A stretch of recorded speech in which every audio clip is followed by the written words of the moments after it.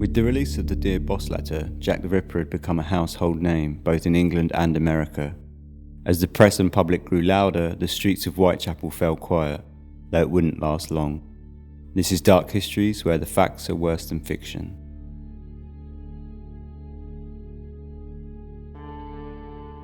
The press and the public now had a name for the murderer of the Whitechapel victims, Jack the Ripper.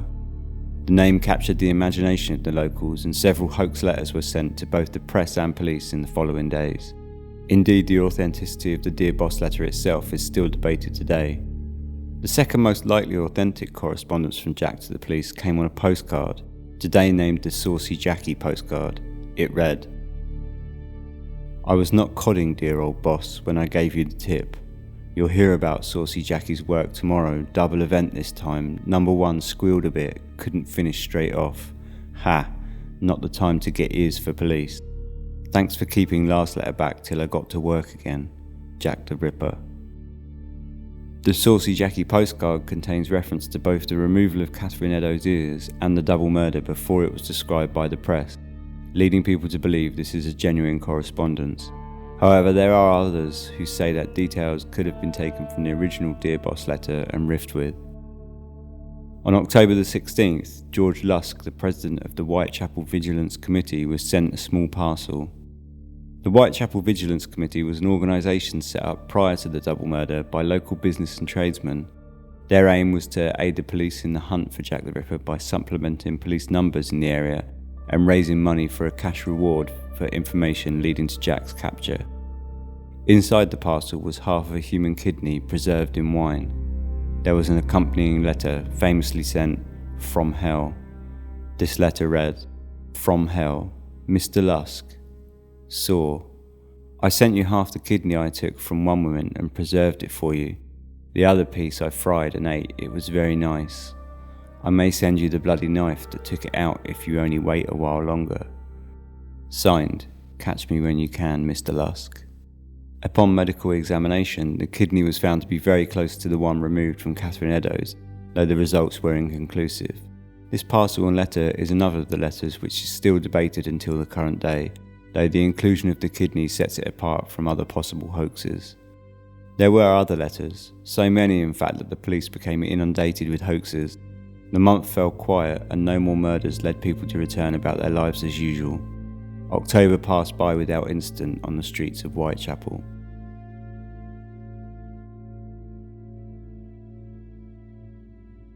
Mary Kelly was 25 years old. She was raised in Wales by a decent family and had a good education. She married at the age of 16, though 2 years later her husband was killed in an explosion. She arrived in London in 1884, aged 21. She was well liked around Whitechapel and seemed to be clear of most of the troubles of the area, although at times could be drunk and have a temper. She rented a room in Miller's Court in the Spitalfields area and lived with an unemployed fish porter named Joseph Barnett. Due to falling on hard times financially, she had taken to prostitution to pay the rent. In October, Mary Kelly had invited a homeless prostitute to stay with them in their room, and after an argument, Joseph Barnett decided he had had enough and moved out. At 2 a.m. on the morning of November the 9th, Mary Kelly met a man named George Hutchinson on Flower and Dean Street. She asked to borrow money from him. He declined, and Mary Kelly replied that she must go and find some money. George Hutchinson saw Mary Kelly approached by a man, and the pair walked off together towards Mary's room in Miller's Court. The pair stopped outside her room, and George heard her tell the man she was with, "All right, my dear, come along, you will be comfortable." The pair kiss and walk into Miller's Court. George Hutchinson described the man as being around 5 foot 6 inches tall, 35 or 36 years old, a pale complexion, a slight moustache turned up on the corners, dark hair, dark eyes and bushy eyebrows. He is, according to Hutchinson, of Jewish appearance. The man is wearing a soft felt hat pulled down over his eyes, a long dark coat trimmed in astrakhan, a white collar with a black necktie fixed with a horseshoe pin. He wears dark spats over light button-over boots. A massive gold chain is in his waistcoat with a large seal with a red stone hanging from it. At 10:45 a.m, Mary Kelly's landlord, John McCarthy, sent his assistant, Thomas Bowyer, to Mary Kelly's room to collect overdue rent. Upon knocking and being unanswered, He stepped around to the window, putting his hand inside through a broken pane smashed earlier during a drunken quarrel between Mary Kelly and Joseph Barnett, and pulled aside the curtain. Inside, he saw blood on the bed and ran back to tell McCarthy of the scene. Both men headed back to Mary Kelly's room, and upon looking through the window himself, McCarthy confirmed that inside lay the mutilated body of Mary Kelly. McCarthy later told journalists, "The sight that we saw I cannot drive away from my mind. It looked more like the work of a devil than of a man. I had heard a great deal about the Whitechapel murders, but I declare to God I had never expected to see a sight such as this. The whole scene is more than I can describe. I hope I may never see such a sight as this again." Mary Kelly was laying naked on her bed. Her right arm had been partially detached. All the skin from her abdomen and left leg had been removed and placed on the bedside table. All organs, along with both of her breasts, had been removed and placed around her body. Her uterus and kidneys with one breast were under her head, the other breast by her right foot, the liver between her feet. The intestines were placed by the right side of her body and the spleen by the left.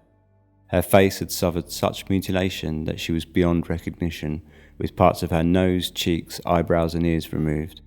The cause of her death had been a cut through her neck that was so deep it went down to her vertebrae, the bones themselves notched from the blade. Mary Kelly's body was buried in St Patrick's Roman Catholic Cemetery, Leytonstone, on the morning of 19th November 1888. Though there were several murders at later dates around Whitechapel, some attributed to Jack the Ripper by the press, the police never suspected another murder to be his handiwork. He had disappeared, as he always had done after a murder.